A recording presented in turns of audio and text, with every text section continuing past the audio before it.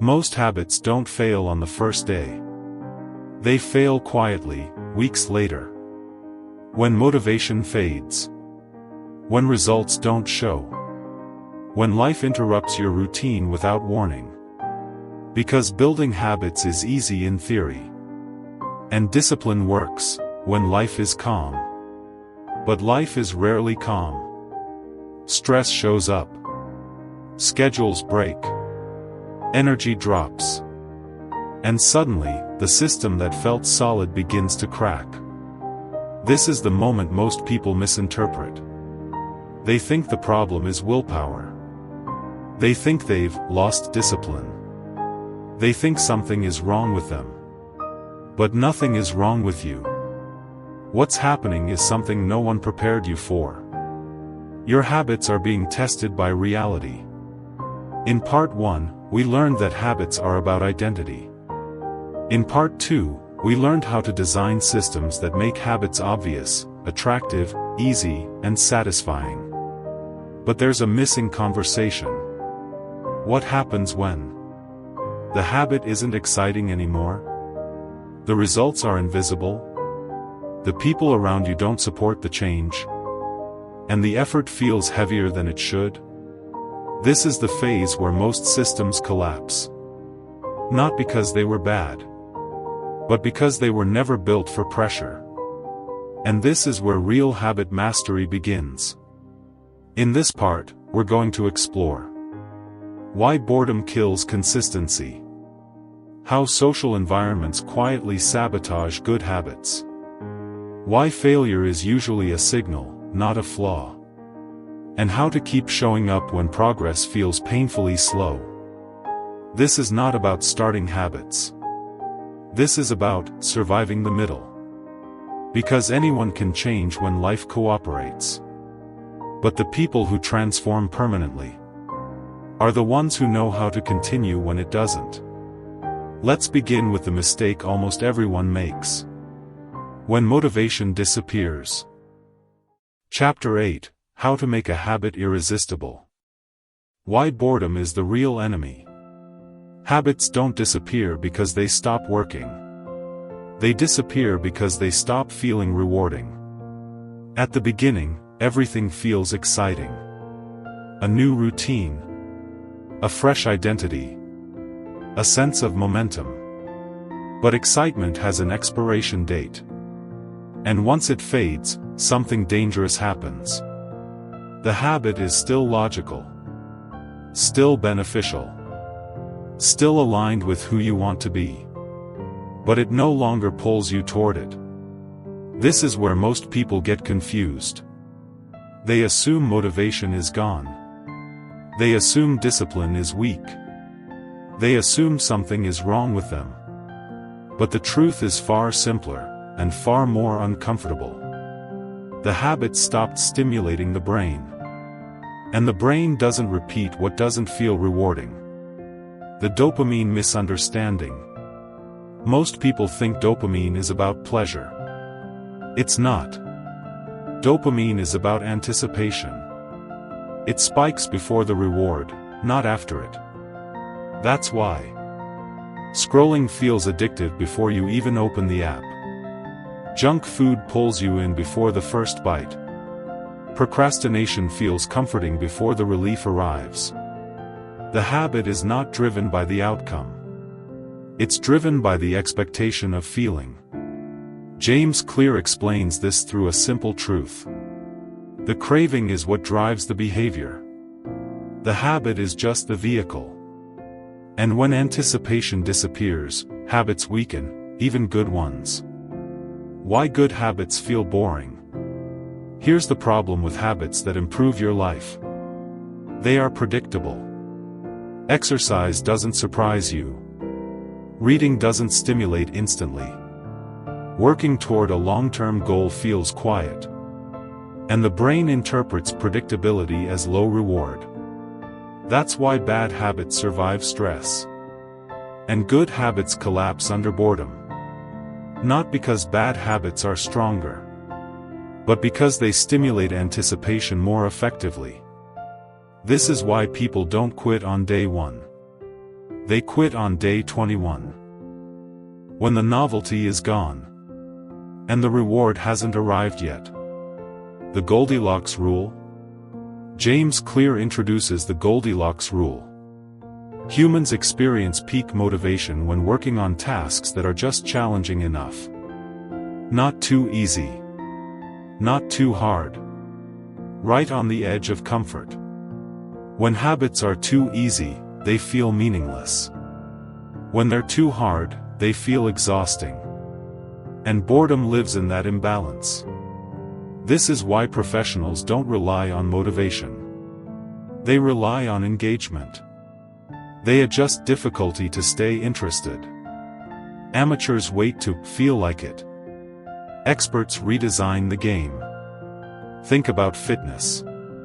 People don't quit because exercise doesn't work. They quit because it becomes repetitive. Same routine. Same movements. Same effort. The body adapts, and so does the brain. No stimulation. No anticipation. No pull. The solution is not intensity. It's variation within consistency. The habit stays. The challenge shifts. That's how habits survive boredom. Making habits irresistible? This chapter is often misunderstood. Making habits attractive doesn't mean pretending you love them. It means attaching them to a feeling your brain already wants. James Clear calls this temptation bundling. But at a deeper level, it's about emotional alignment. You don't build habits by chasing outcomes. You build habits by satisfying cravings. Relief. Progress. Control. Momentum. Ask yourself this carefully. What feeling do I need this habit to give me today, not someday? When that question is answered, habits stop feeling forced. They start pulling you forward. The dangerous phase no one talks about. There is a phase where habits are correct, but dull. No excitement. No visible progress.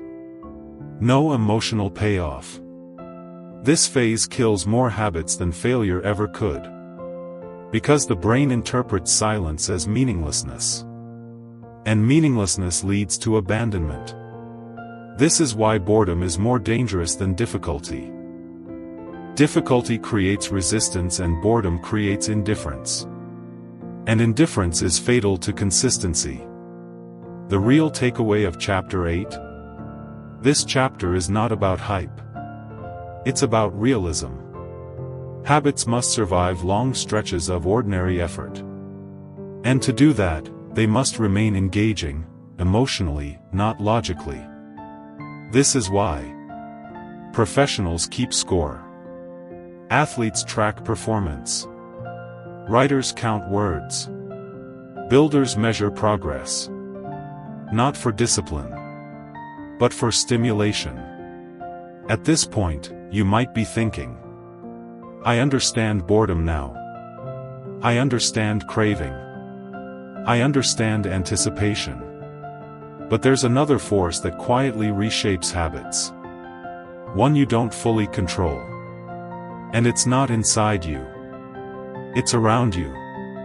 Because even when you're mentally strong, your environment, especially people, can undo everything. That's where Chapter 9 begins. Chapter 9, The Role of Family and Friends in Shaping Your Habits. Why your environment isn't just places, it's people. You can build a perfect system.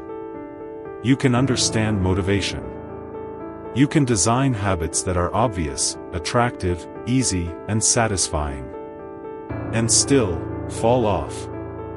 Not because you're weak. Not because the habit doesn't work.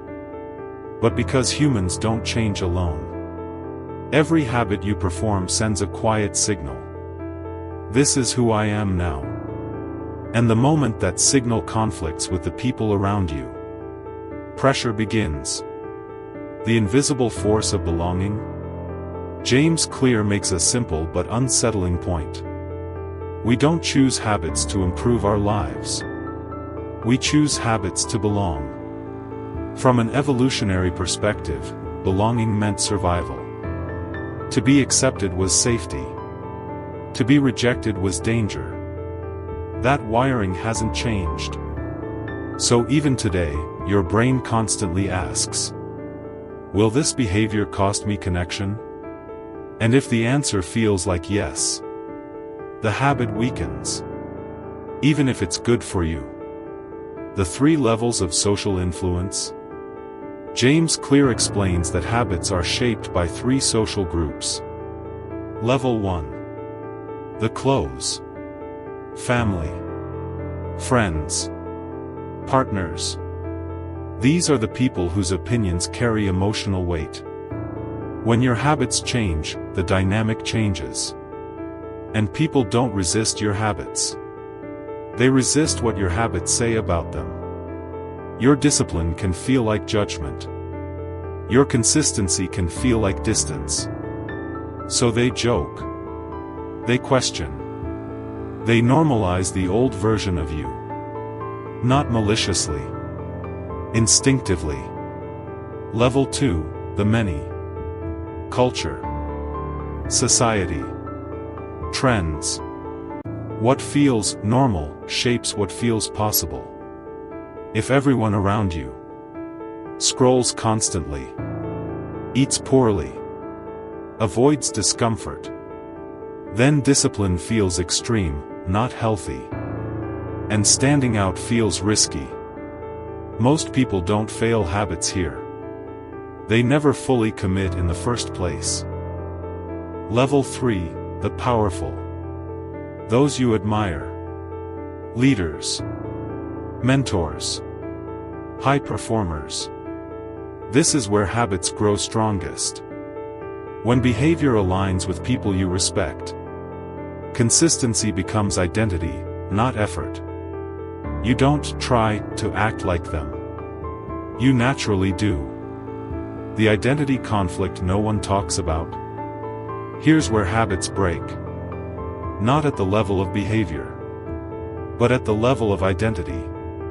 You start asking silent questions. Who am I becoming? Will people still accept me? Am I changing too much? And when identity feels unstable, habits feel unsafe. This is why people relapse around family. Why routines break on holidays. Why progress collapses at social events. Not because the habit is fragile, but because belonging feels threatened. Think about someone trying to get fit. At home, they're disciplined. At work, they're consistent. But around old friends, the jokes start. Relax, one day won't hurt. You've changed. Don't be so serious. And slowly, the habit becomes negotiable. Not because it's hard, but because it feels socially expensive. The strategy James Clear actually recommends? James Clear doesn't say, ignore people. That fails. Instead, he says, join a culture where the behavior you want is normal. Not admired. Not praised. Normal. Because when a habit becomes part of the group identity, you don't rely on motivation. You rely on belonging. That's why gyms work better than home workouts. Writing groups outperform solo writers. Teams outperform individuals. You're not fighting yourself. You're aligning with your environment. The hard truth? If your environment punishes your habits, you will eventually quit. Not today. Not tomorrow. But under pressure. This isn't pessimism. It's realism. Habits that last are not just well-designed. They are socially supported. The quiet shift that changes everything. When your habits match your tribe, discipline disappears. Consistency becomes reputation. You don't show up because you're strong. You show up because this is what people like me do. And once habits reach that level, they survive stress, boredom, and chaos. But even then, there will be moments you fall off. Not because of people. Not because of boredom. But because something breaks inside the system itself. And when that happens, the question becomes, do you quit? Or do you repair? That's what Chapter 10 is about. Chapter 10, How to Find and Fix the Causes of Bad Habits. Why falling off isn't the problem, misreading it is. At some point, every habit breaks. Not forever. But temporarily. A workout is skipped. A routine is interrupted. A promise to yourself is quietly ignored. And in that moment, most people don't just stop the habit. They start telling a story. A story that sounds like, here we go again. I knew I wouldn't stick with this. This just isn't who I am. That story is more dangerous than the missed habit itself. Because habits don't collapse from a single failure. They collapse from misinterpretation. Failure is feedback, not a verdict. James Clear makes a crucial distinction. A bad habit is not a moral failure. It's a signal. A signal that something in the system isn't working. But most people don't treat failure as information. They treat it as identity. They don't ask, what broke? They ask, what's wrong with me? And that question guarantees relapse. The real reason habits break? Bad habits don't return randomly. They return under specific conditions. Stress, fatigue, overwhelm, emotional discomfort. When energy drops, the brain reaches for relief. Not progress. Not identity. But relief. And if your system doesn't offer relief in hard moments, the brain defaults to old patterns. Not because they're good, but because they're familiar. This is why relapse feels automatic. It's not weakness. It's conditioning. The book's core insight? James Clear explains that habits exist because they solve a problem. Even bad ones. Procrastination solves discomfort. Scrolling solves boredom. Overeating solves stress. So when you try to eliminate a bad habit without addressing the problem it solves, the habit fights back. Not consciously. Biologically. The brain doesn't care about your goals. It cares about reducing pain. The wrong way to fix bad habits? Most people respond to relapse with punishment. More rules. More restriction. More pressure. I need to be stricter. I need to try harder. This feels responsible. But it makes things worse. Because pressure increases stress. And stress is exactly what triggered the relapse. So the cycle repeats. Not because you failed, but because you misdiagnosed the problem. The corrective framework? James Clear suggests a different approach. Reverse engineer the habit. Instead of asking, how do I stop this? Ask, what problem is this behavior trying to solve? This shifts the focus from behavior to cause. Once you identify the cause, you don't fight the habit. You replace the solution. Stress movement. Boredom engagement. Overwhelm simplification. The habit changes naturally. Because the problem disappears. Think about someone trying to quit late-night scrolling. They blame discipline. But the real cause is usually exhaustion. Scrolling isn't the enemy. It's the coping mechanism. Fix the exhaustion, and the habit weakens on its own. This is why surface-level fixes fail. They treat symptoms, not systems. The most important rule in this chapter? James Clear introduces a powerful idea. Never miss twice. Missing once is an event. Missing twice is a pattern. The first miss is noise.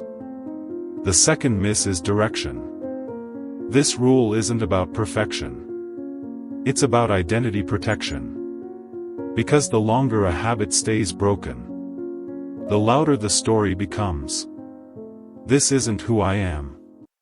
And once identity starts listening to that story, habits don't just break. They dissolve. Repair is a skill, not a personality trait. People who succeed long-term aren't the ones who never fail. They're the ones who recover quickly. They don't panic. They don't spiral. They don't rewrite their identity.